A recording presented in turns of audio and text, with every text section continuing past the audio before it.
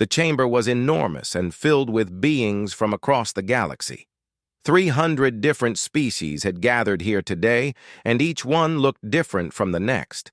Some had scales, while others had fur or crystalline bodies that reflected light in strange ways. The air hummed with translation devices working overtime to convert thousands of languages into something everyone could understand. At the center of it all stood the Zrathi Empress, and her body glowed with angry red light that pulsed through her transparent form like blood through veins. She had been speaking for 20 minutes now, and her voice carried the weight of unanimous decision. The council had voted, and the verdict was final. Humanity had broken the rules. They had developed artificial intelligence when the sacred technology accords clearly forbade it. They had colonized systems in the Outer Rim that were marked as restricted zones. They had refused to open their military facilities for inspection when the Council demanded transparency. These were crimes against galactic peace, and they could not be ignored. The punishment was decided. War would be declared against humanity, and they would be forced to comply with Council authority or face extinction. Every species present had voted yes. 300 civilizations had agreed that humanity needed to be stopped before they became a threat to everyone. The decision took 6 months of deliberation, but now it was final and binding. At the human delegation table sat one man. His name was John Carter, and he looked tired. He was in his late 50s, with gray stubble on his face and lines around his eyes that suggested he had seen too much and slept too little. He wore a simple suit that was wrinkled from the long journey to the Council homeworld. While aliens around him rose to their feet or appendages or energy fields to celebrate the declaration of war, Carter simply reached into his jacket pocket with slow, deliberate movements. He pulled out a pack of cigarettes that was crumpled and worn. The pack looked like it had been in his pocket for days or maybe weeks. He shook one cigarette loose and placed it between his lips. Then he pulled out a small metal lighter that was scratched and dented from years of use. The click of the lighter echoed in the sudden silence that fell over the chamber. The Zrathi Empress stopped speaking mid-sentence. Her translated voice carried confusion and anger mixed together. She turned her glowing form toward the human delegation table and spoke directly to Carter. She asked how he dared show such disrespect in this moment of historical importance. She demanded to know if he understood what had just been declared. She wanted an explanation for his casual behavior when his entire species had just been sentenced to war. Carter lit his cigarette and took a long, slow drag. The smoke curled upward in the recycled atmosphere of the chamber and hung there like a ghost. He exhaled slowly, and the smoke drifted toward the ceiling. His eyes never left the Empress as he spoke. His voice was rough from years of smoking, and it carried across the chamber with surprising clarity. He asked if she was finished with her speech. He said that if she was declaring war, then he had a phone call to make. The chamber fell into complete silence. This was not the reaction anyone expected. The Council had prepared for many possible responses from humanity. They expected begging or threats or maybe even violence. They expected the human representative to plead for mercy or to try to negotiate or to make dramatic speeches about justice and rights. Instead, they got a middle-aged man smoking in a no-smoking zone with the energy of someone who had just been told his train was delayed. Carter pulled out a small device from his pocket. It was a communicator, and he activated it without asking permission. He spoke into it clearly and calmly. He told whoever was on the other end to get him Admiral Hayes at Central Command. He said to tell her the Council just made it official. He listened for a moment while someone on the other end responded. Then he confirmed that yes, he was serious. It was a full declaration. All 300 members voted yes. He listened again and then said that Admiral Hayes would want to hear this herself. The Vraxian ambassador spoke up then. It was a being of pure thought that inhabited a mechanical frame made of silver metal and glowing circuits. Its voice came from speakers built into the frame, and it asked Carter if he understood what this meant. It explained that the combined might of the Galactic Council had never been defeated in 7,000 years. It pointed out that humanity numbered barely 12 billion across 15 worlds, while the Council represented trillions of beings spanning thousands of systems. Carter tapped ash from his cigarette onto the polished floor of the chamber. Several ambassadors recoiled in horror at this breach of protocol. The floor was made of rare marble from the Council homeworld, and it was considered sacred. Dropping ash on it was like spitting on an altar. Carter either did not know this or did not care. He looked at the Vraxian ambassador and said he heard all that. He said he was going to be straight with them because he actually liked some of them. He mentioned that the Peltharian delegate made excellent casserole and the Karathi had great taste in literature. But then his voice got serious, and he said they had made a terrible mistake. The Empress demanded to know if that was a threat. Her crystalline form flashed bright red, and the temperature in the chamber seemed to drop several degrees. Carter took another drag from his cigarette and said, "No, ma'am, it was not a threat." He called it a professional courtesy. He explained that the thing they needed to understand about humanity was that humans were really good at one thing. Just one thing, but they had a lot of practice at it. He paused and let the smoke drift from his mouth. Then he said that humanity was really, really good at war. The chamber erupted in noise. It was a mixture of laughter and angry sounds, and confused chittering from species that communicated through clicks and whistles. The notion was absurd to them. Humanity had been in space for barely 2 centuries. They encountered the Council only 80 years ago. They were children playing with technology they barely understood. How could they possibly be good at war when most of them had never even seen real combat? Carter smiled, but the smile never reached his eyes. It was the kind of smile that made something cold settle in the stomach of anyone watching. He stood up slowly and ground out his cigarette on the Council seal that was embedded in the table. The seal was made of gold and platinum and represented 7,000 years of peace. Carter crushed burning ash into it without hesitation. He said that Admiral Hayes would arrive in 6 hours to discuss terms of their surrender. He suggested they think very carefully about what they had done. Then he added that maybe they should check their defense grid status, and he called it a friendly suggestion. He walked toward the exit while 300 species stared at him in confusion and outrage. His footsteps echoed in the silent chamber. Nobody tried to stop him. Nobody knew what to say. They had just declared war on humanity, and the human representative had responded by smoking a cigarette and making a phone call. As the doors closed behind Carter, the Council representatives began to talk among themselves. Most of them dismissed his words as bluster. Some laughed at his audacity. A few felt uneasy but could not explain why. The Peltharian delegate who Carter had mentioned went to check on the defense grid just to be safe. What he found would make him wish he had never voted for war at all. Admiral Patricia Hayes arrived exactly 6 hours later, but not in the way anyone expected. The defense stations around the Council homeworld of Concordia detected her arrival and immediately started sending panic signals to each other. She did not come in a small diplomatic shuttle or even a standard military escort.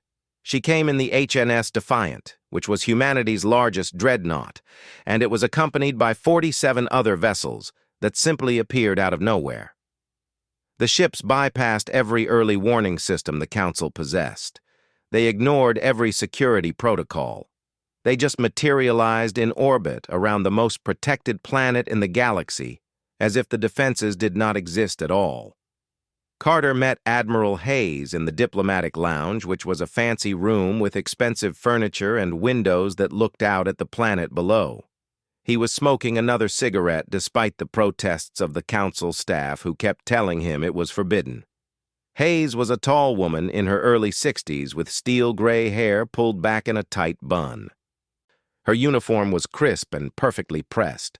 Her eyes were the kind that had seen planets burn and still remembered every detail. She walked into the lounge and looked at Carter with an expression that mixed disbelief and resignation. She said they actually did it. After all the warnings humanity had given, after all the chances to back down, the Council had voted for war. Carter confirmed that every single one of them voted yes. He said he thought they believed humanity would back down when faced with overwhelming numbers. Hayes poured herself a drink from the lounge's bar and completely ignored the Peltharian bartender who stammered protests about proper procedure. She asked Carter how long until the Council realized their mistake.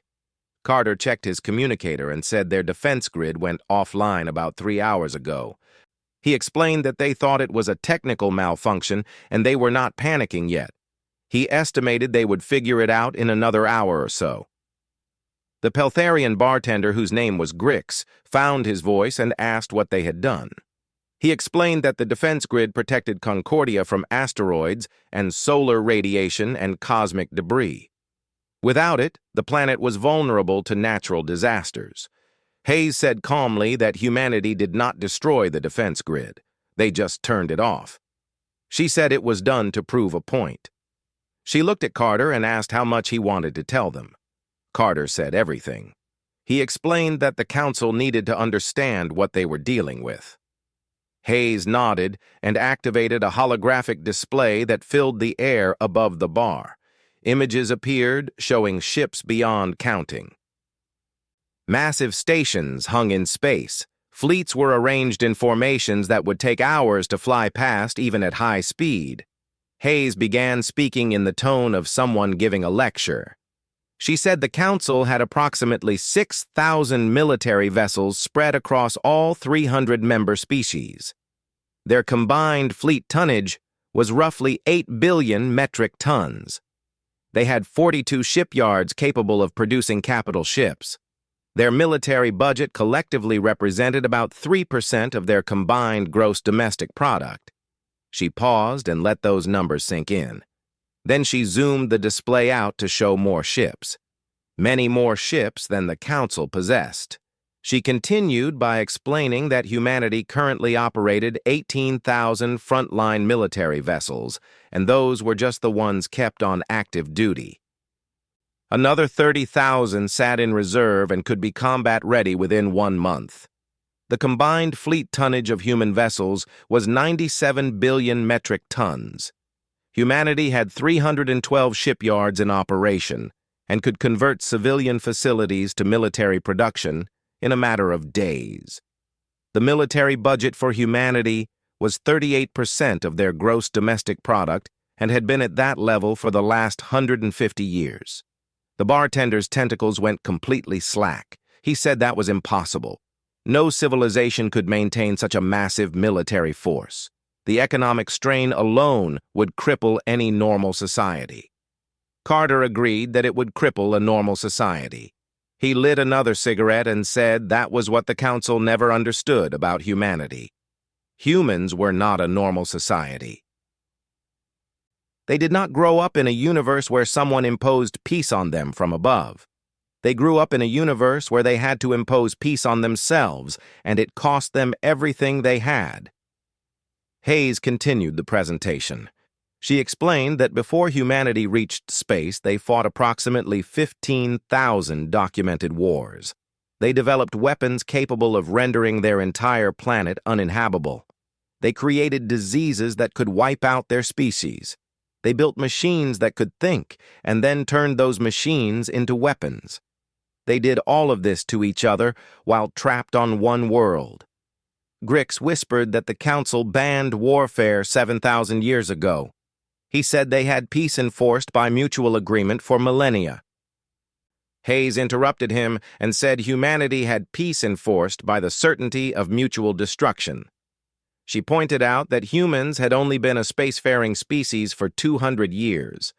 Every human generation for the last 10,000 years had known war. It was in their art and literature and games and dreams and nightmares. They did not stop fighting because they found peace. They stopped because they ran out of planet to fight on, and then they took their wars to space with them. Carter pulled up another display showing human education and society. He explained that every human child studied military history from age 6. Every human adult served a minimum of 2 years in the military. Every human colony had fortifications that could withstand a siege for a decade. Every human ship, including civilian vessels, carried weapons and a military-grade artificial intelligence that could take control in combat situations. Grix breathed the word AI and started to understand. Carter finished his sentence and said that was why the Council wanted humanity to stop developing artificial intelligence. Hayes confirmed it. She said humanity did not make AI assistants or AI researchers. They made AI warriors that could process combat data and react in microseconds. Every human ship had one.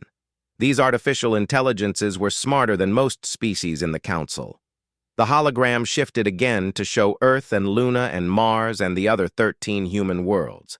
But surrounding them and invisible until now were defense stations beyond counting. They filled the space around every human world like a shell. Carter said casually that humanity also lied about their population. They did not have 12 billion citizens. They had 12 billion on Earth alone. The total population across all colonies and stations was roughly 94 billion. About 40 billion of them were either active military or trained reserves. Hayes finished her drink and said that when the Council declared war on humanity, they did not declare war on a young species fumbling around in space. They declared war on a species that had been preparing for interstellar war since before they met the Council. Humanity built their entire civilization around one assumption. That assumption was that someday someone would threaten their existence, and they would need to fight for survival. She turned off the hologram and looked at Grix directly. She said that day was today, and the Council needed to understand something very clearly. Humanity did not want to fight them. They never did. But if the Council forced them to fight, then humanity would not stop until the Council surrendered unconditionally. Humanity had wargamed this exact scenario 9,000 times. They knew how to fight each Council species. They knew weaknesses and tactics and industrial capacity and breaking points. Carter stood up and crushed out his cigarette. He said that what happens next was simple. The Council would call an emergency session. Admiral Hayes would present human terms. The Council would vote to accept those terms. Then everyone would go back to pretending this never happened. Grix asked what would happen if the Council refused. His voice shook as he asked the question. Hayes smiled, and it was not a pleasant expression. She said that in 6 months, the Council would consist of whoever was left alive, and those survivors would accept human terms anyway. The temperature in the lounge seemed to drop, and Grix realized that Admiral Hayes was not making threats. She was stating facts. Humanity had planned for this. They were ready for this, and they would do exactly what they said they would do. The emergency session convened 12 hours after Admiral Hayes arrived. The 300 representatives gathered in the same chamber where they had declared war just yesterday.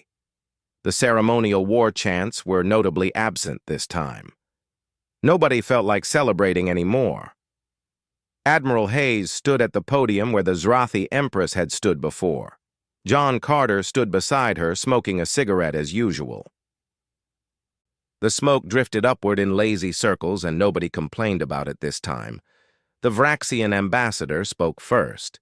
Its mechanical voice was steady, but something in the tone suggested fear underneath. It said that humanity's display of force was noted. However, the Council questioned whether humanity would truly commit genocide against 300 species over what amounted to a political disagreement. Carter actually laughed at that statement. It was a dry, bitter sound that echoed in the chamber.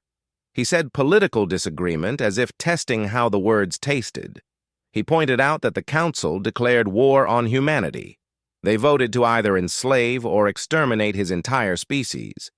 And now they wanted to know if humanity would really fight back. He shook his head and said he would tell them a story about humans. He activated a historical display that filled the air with images of Earth. He explained that 300 years ago, humanity had a war on their homeworld. They called it the Third World War. It lasted 6 years. By the time it ended, 4 billion humans were dead. Most of their major cities were nothing but rubble.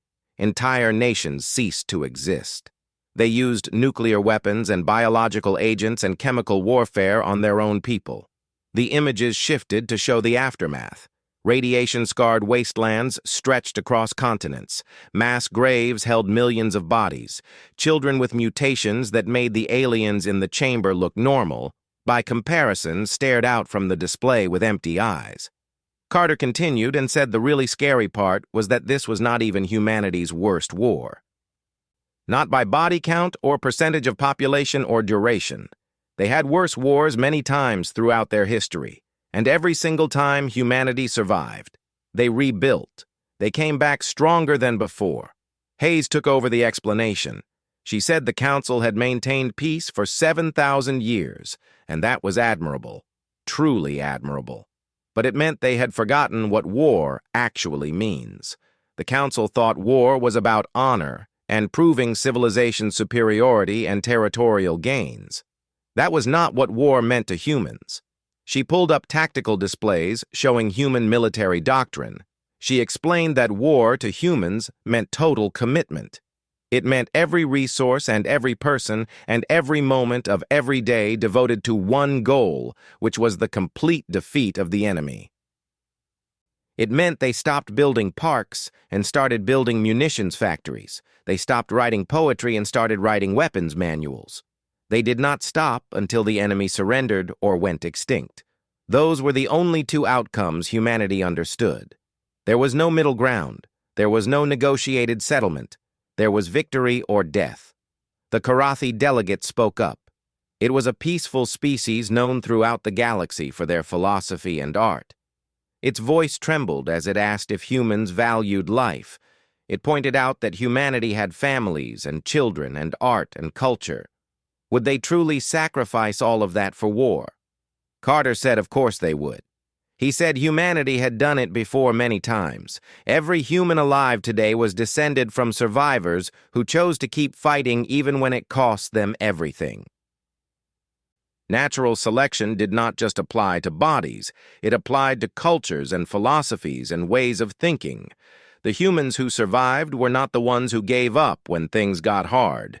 They were the ones who kept fighting, even when it was hopeless. Hayes zoomed the display out to show the entirety of human space. She explained that right now, across 15 worlds, humanity was mobilizing for total war. Their civilian economy was converting to military production. Their shipyards were expanding. Their training centers were processing millions of recruits. In 6 months, humanity would have tripled their current military capacity. In a year, they would have 10 times that capacity, and they would not stop building until this war was over one way or another. The Peltharian delegate protested that humanity would lose billions of people. Even if they won the war, the cost would be unthinkable. Hayes interrupted him and said the cost was acceptable. She explained that was what the Council did not understand. Humanity ran the numbers already. If they fought this war, they would probably lose 60% of their population. Maybe more than that. Entire colonies would be destroyed. Earth itself might become uninhabitable. But 38 billion humans would survive. And that was enough to rebuild everything they lost. She leaned forward on the podium, and her voice became intense. She said the Council needed to understand that humanity would accept any cost to survive. Any cost at all.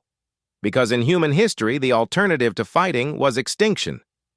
Humanity decided as a species that they would rather die fighting than live as slaves or be wiped out because they were too weak to defend themselves. That decision was made thousands of years ago, and it was written into every aspect of human culture. Carter pulled out another cigarette, and before he could light it, the Zarathi Empress materialized directly in front of him. Her crystalline form pulsed with colors that the translation software interpreted as anger. She said that humans spoke of death and destruction as if they meant nothing, as if billions of lives were just numbers on a screen. This was what the Council feared. This was why they voted to stop humanity before they became a threat to the entire galaxy. Carter paused with the unlit cigarette in his hand. For the first time since the war declaration, his expression showed something other than tired resignation. It showed genuine sadness. He said quietly that the Council thought humans were monsters. Maybe they were right about that. But humanity did not choose to be this way. They became this way because it was the only way to survive on their world. He lit the cigarette, and the smoke hung in the air like a shroud. He explained that every species in this chamber evolved on a world where they were the apex predator. They had no natural enemies. They developed civilization without constant existential threats hanging over them. He pulled up an image of Earth's evolutionary history. Humanity evolved on what could only be described as a death world. They were not the strongest or fastest or most dangerous predators on their planet. They survived because they were the best at killing everything else, and then when they ran out of other species to fight, they fought each other. For 10,000 years, they waged war against themselves. The Empress said that was not something to be proud of. Carter agreed. He said it was not pride, but tragedy. Every human knew that. They taught their children about the horrors of war. They had monuments to the dead in every city. They wrote songs about the cost of violence. Humanity knew better than any species in this chamber exactly how terrible war actually was. He took a long drag from his cigarette, and yet they were going to do it anyway, because the Council declared war on them first, and now humanity had no choice but to respond. Hayes pulled up one final display showing human terms. She said these were non-negotiable. The Council must rescind the declaration of war. They must formally apologize to humanity. They must grant humanity full Council membership with voting rights. They must remove all restrictions on human technology development, and they must pay reparations for the economic cost of human military mobilization. The chamber erupted in protests. Multiple species shouted that the demands were outrageous and insulting. The Council would never agree to such terms. Carter waited for the noise to die down. When it was quiet again, he said simply that there was an alternative. Humanity would start fighting, and in 6 months the Council could try to dictate terms to whatever was left of humanity, if anything was left at all. The silence that followed was absolute. Every representative in the chamber understood what Carter was saying. Humanity would rather face extinction than surrender. They would take as many Council species with them as possible, and based on what they had seen of human military capability, that might be most of the Council. The session ended without a vote. The representatives needed time to think about what they had heard and what it meant for their species. The Council rejected humanity's terms 3 days after the emergency session. They believed humans were bluffing about their military capabilities. They thought the display of ships and the defense grid shutdown were elaborate tricks designed to frighten the Council into submission. So they decided to call humanity's bluff. They assembled the First Fleet, which was the largest military operation the Council had conducted in 3,000 years. 600 ships from 40 different species gathered at a staging point near the border of human space. The fleet was commanded by Zaxith, who was a Vraxian tactical genius that had studied warfare academically for 2 centuries. Zaxith had a plan that seemed flawless. Humanity had 15 worlds spread across their territory. The Council would take them one by one, starting with the outermost colonies. They would use careful, methodical, overwhelming force. Each world would be given a chance to surrender before any shots were fired. By Zaxith's calculations, the war would be over in 8 months, with minimal casualties on both sides. It was a civilized approach to warfare, and Zaxith was proud of the planning that went into it. The First Fleet entered the Terminus system, which was humanity's outermost colony. The system had a small population of about 400 million and was primarily used for mining operations. According to intelligence reports, it was lightly defended with maybe 20 patrol ships and some orbital defense platforms. The fleet should be able to take it within hours. Zaxith sent the traditional demand for surrender as soon as they entered the system. Then he waited for a response while his ships moved into formation. 300 ships disappeared from his tactical display in the first 10 seconds. Zaxith's consciousness flickered with confusion as the sensor data stopped making sense. Ships were simply vanishing from the display. No explosions, no distress calls, no warning at all. They were there one moment and gone the next. He demanded to know what was happening. His sensor operators had no answers. They could not explain where the ships went or what destroyed them. The data simply showed that 300 vessels ceased to exist simultaneously. A human voice came through on all frequencies. It was calm and professional. The voice identified itself as Captain Lisa Grant of the HNS Reaper. She said that the Council fleet had entered a human-designated war zone. She gave them 10 minutes to retreat. After that time expired, humanity would consider them hostile combatants and act accordingly. Zaxith searched his sensor data, frantically looking for the source of the transmission. There was nothing. No ships, no energy signatures. Nothing to indicate where the human vessels were hiding or how they were cloaking themselves from detection. He demanded that his sensor operators find the human ships. They reported that the vessels had simply vanished from all sensors. They were there during the approach, and then they disappeared completely. It was as if they had never existed. Zaxith had studied human technology extensively. He knew they did not possess cloaking technology advanced enough to fool Council sensors. This should not be possible. He began to suspect that Carter and Hayes had been telling the truth about everything. That thought made something cold settle in his consciousness. The 10 minutes expired. What happened next would be classified by the Council, and most species would never learn the true details of what became known as the Battle of Terminus. The human ships did not decloak or reveal themselves. They did not need to. Instead, the vacuum of space filled with thousands of autonomous weapons platforms that had been waiting silent and cold for exactly this scenario. They had been placed in the system months ago, maybe years ago. They hung in space like mines, but infinitely more sophisticated. The platforms activated simultaneously. Drones and missiles and weapons the Council did not have names for launched toward the remaining 300 ships of the First Fleet. The Council vessels tried to raise shields and return fire, but the human weapons were designed specifically to penetrate Council defensive technology. The shields might as well have been made of paper. In the first 30 seconds of combat, 200 Council ships simply exploded. Their reactors went critical, or their hulls were breached in 1,000 places, or they were hit by weapons that ignored conventional physics. Zaxith tried desperately to coordinate a response, but the human attack was unlike anything in Council military doctrine. There was no formation to target, no command ship to disable, no supply lines to cut.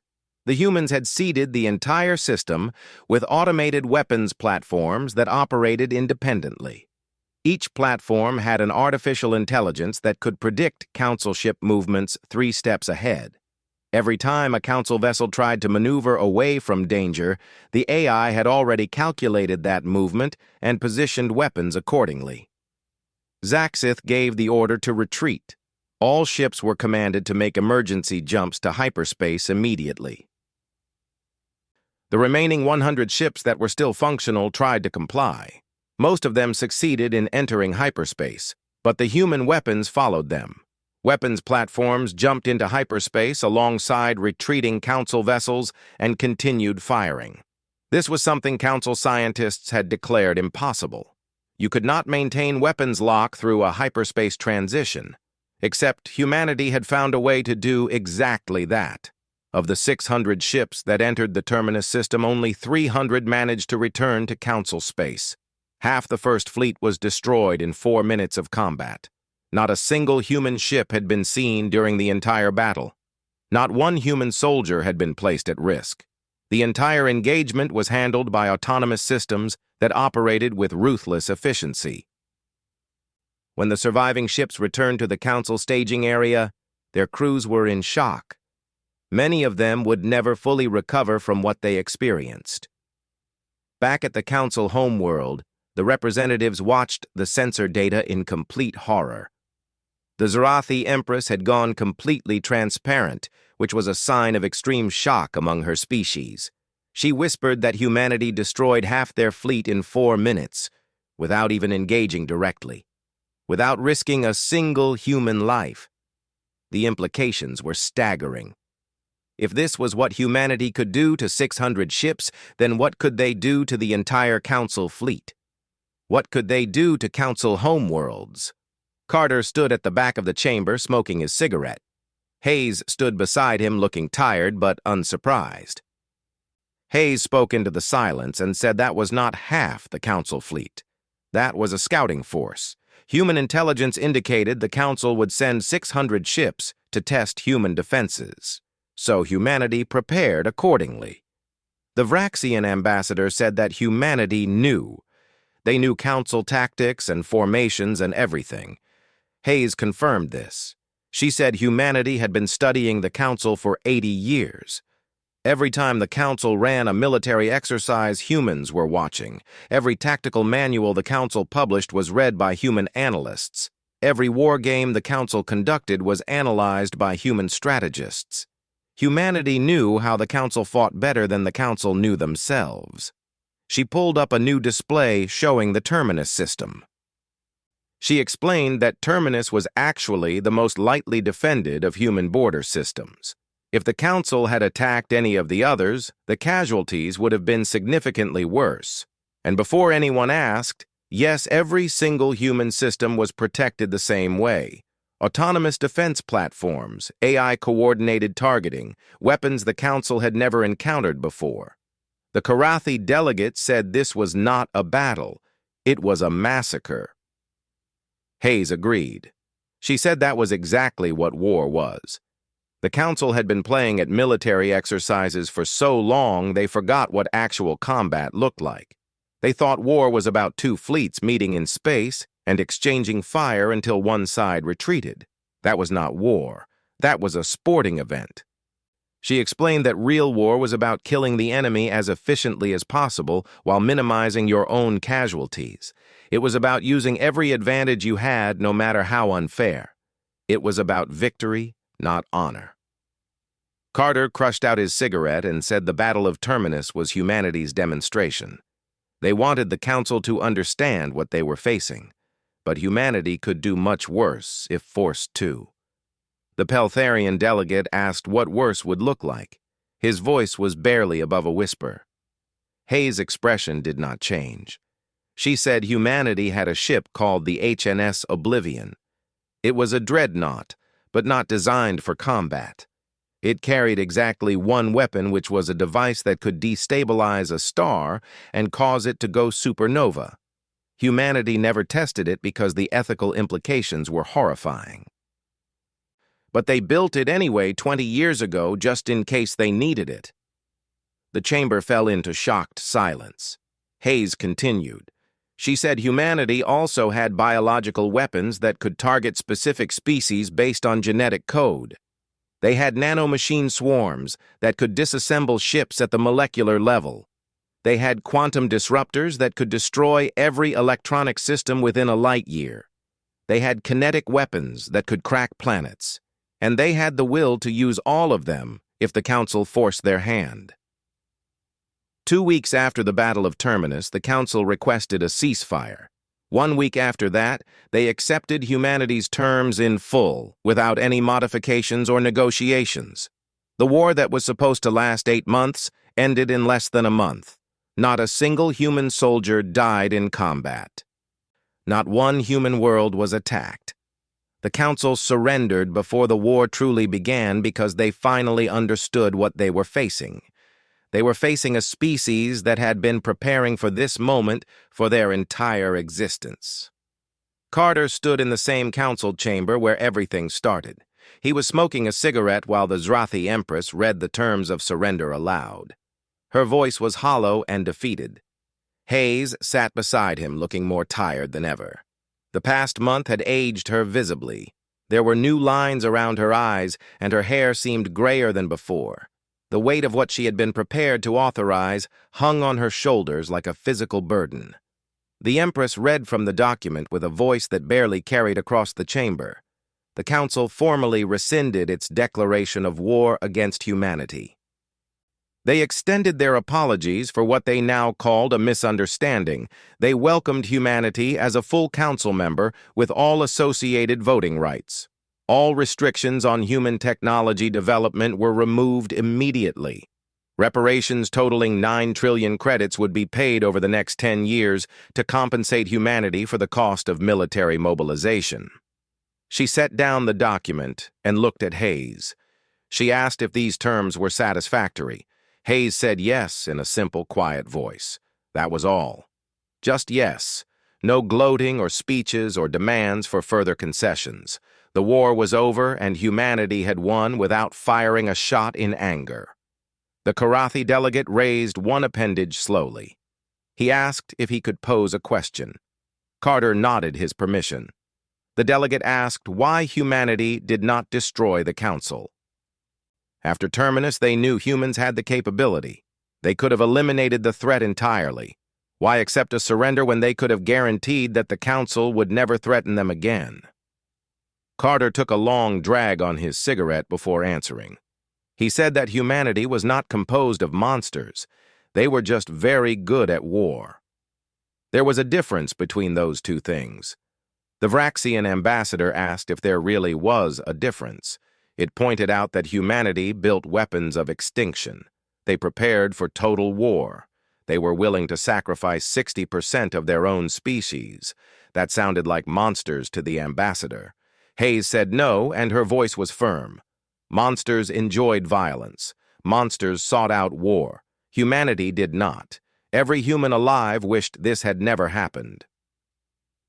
They did not want to fight the council. They did not want to kill council soldiers. They did not want to demonstrate their weapons or prove their capability. She stood up, and for the first time the council representatives could see the true cost this had exacted from her. She looked older and worn down by the weight of decisions she had been prepared to make. She repeated that humanity was not composed of monsters. They were survivors. There was a difference between being willing to do terrible things and wanting to do them. Humanity built their civilization around war not because they loved violence, but because they feared what would happen if they were unprepared. Carter pulled up a final display showing Earth 300 years ago. The planet burned in nuclear fire. Entire continents were consumed by firestorms. Then the display showed Earth rebuilding slowly and painfully over decades. Then it showed humanity spreading to the stars, always looking over their shoulders and always preparing for the next threat. He explained that every human child learned this history. They were taught about the wars and the death and the destruction that humanity inflicted on itself. And they were told never again would humanity be caught unprepared. Never again would they trust that peace would last forever. Never again would they assume that others shared their values or restraint.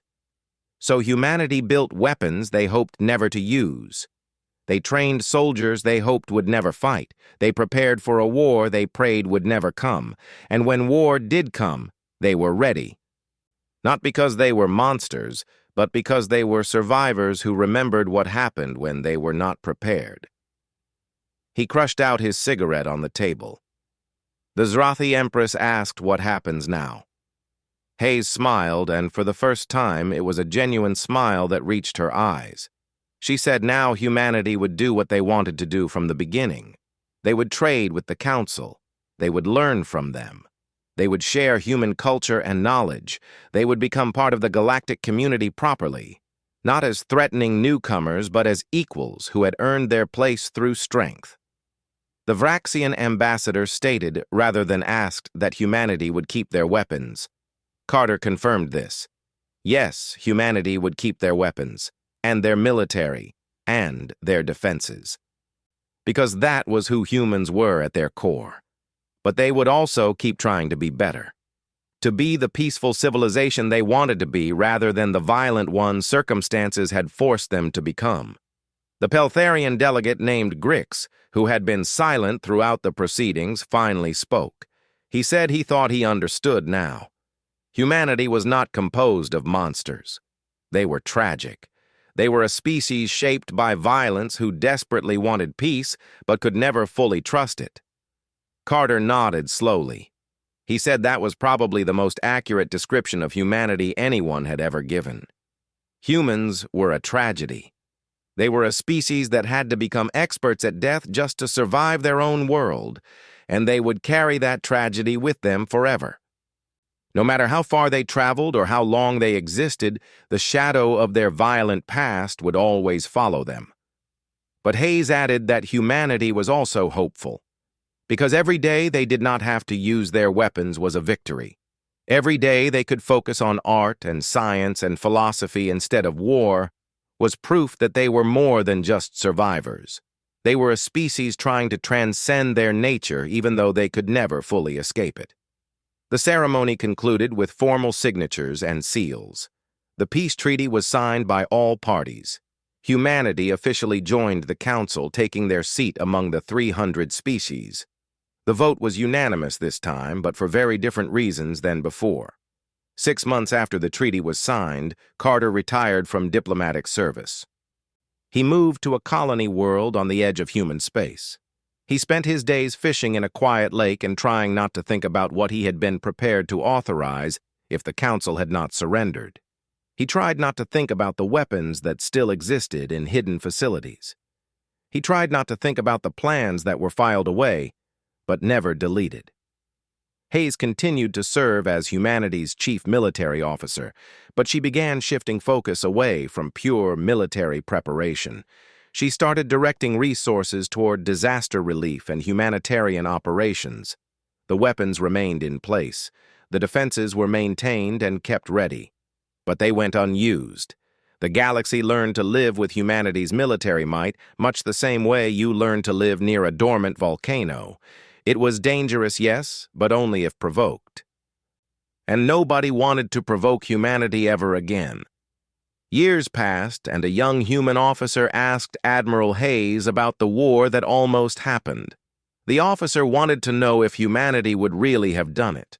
Would they really have sacrificed 60% of their species rather than surrender? Hayes was in her 70s by then. Her hair was completely white, and her hands shook slightly from age. But her eyes were still sharp and clear. She looked out at the stars visible through the window of her office. She said she hoped humanity would never have to find out the answer to that question. But yes, if forced to make that choice, they would have done it. Because the alternative was extinction, and humans did not accept extinction. They never had, and never would. The young officer said that was frightening. Hayes agreed. Yes, it was frightening. And it should be. The day humanity stopped being frightened by their own capacity for violence would be the day they became the monsters everyone feared they were. She turned back to her work, leaving the young officer to think about the weight of being human in a galaxy that had finally learned to fear them. In his small house on a distant colony world, John Carter lit a cigarette. He looked up at the stars and felt grateful that the war he prepared for had ended before it truly began. But the cigarettes tasted bitter because he knew the galaxy would never look at humanity the same way again. Maybe that was for the best. Maybe fear would keep the peace better than trust ever could. He took another drag and tried not to think about whether that made humanity better or worse than the monsters everyone feared. The cigarette burned down to ash, and Carter went back inside his house. He left the stars and their questions hanging unanswered in the night sky. Somewhere in the darkness between stars, the autonomous weapons platforms still floated in silence, waiting for orders that would hopefully never come. And humanity continued their existence as both the most peaceful and most dangerous species in the known galaxy.